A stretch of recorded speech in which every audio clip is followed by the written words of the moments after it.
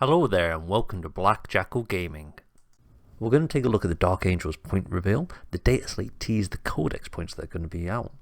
Now the Codex isn't out yet, but we've already seen the points because that's been leaked. It won't launch with up-to-date points because the points from the dataslate are actually cheaper than the current Codex and the new Codex. Most of the points have stayed the same overall, and no units have actually gone up in price, but we have had 7 units that have had a reduction in the amount of points you have to pay for them. Let's go through the units that have had a points drop. Now we're going to base the points drop based on the points that are in the Codex that's going to be launched. So first up we've got the Deathwing Command Squad. This comes in at 200 points.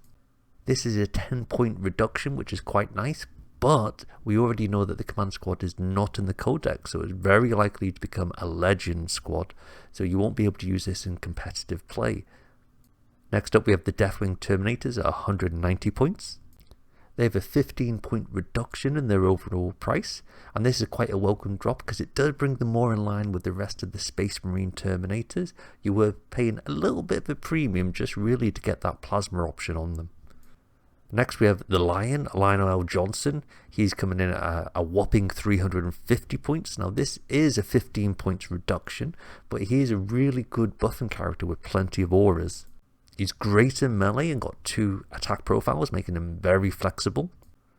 And while his pistol isn't out of this world, it is a decent enough profile for you. Next we have the Ravenwing Black Knight at 90 points. This is a 25-point reduction, which is a significant drop in price, and is a good price for a plasma on a T5 body. This has been brought down due to the Outriders significantly coming down in price as well. We've got a couple more Ravenwing options, which are a welcome relief for Ravenwing fans. First up we have the Ravenwing Command Squad coming in at 110 points. This is a 20-point reduction and adds a decent buff to Outriders and Black Knights, with Outriders now being a battle line unit, so you can take up to 6 of them, but it is just okay for the points value in general. They really benefit from having cheaper Outriders, so you've got quite a nice way to buff up a 6-man cheap Outrider squad, but overall they're probably coming in at just a nice price point.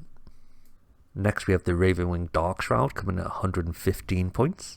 Now this is only a 5-point reduction, and he's probably leaning towards okay for his points because he has a really good buffing aura. It gives stealth and benefits of cover, which is really nice.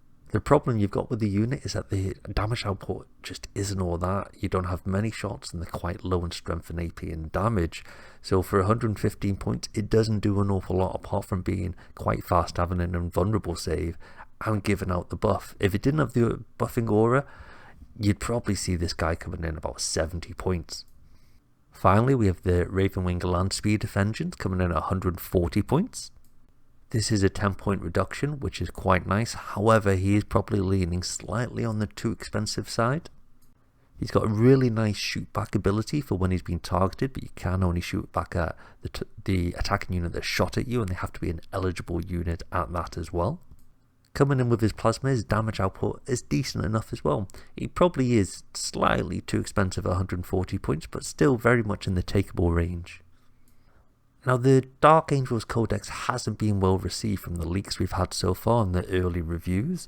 Hopefully these point reductions will aid the faction in having a bit of traction in the competitive scene. There's not going to move the needle too much, but it is a step in the right direction.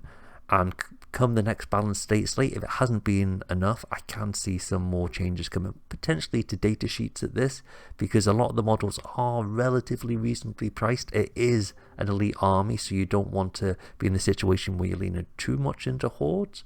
So it just needs probably the slight amendment to data sheets, bringing a bit of damage output up. Durability wise, they're fine.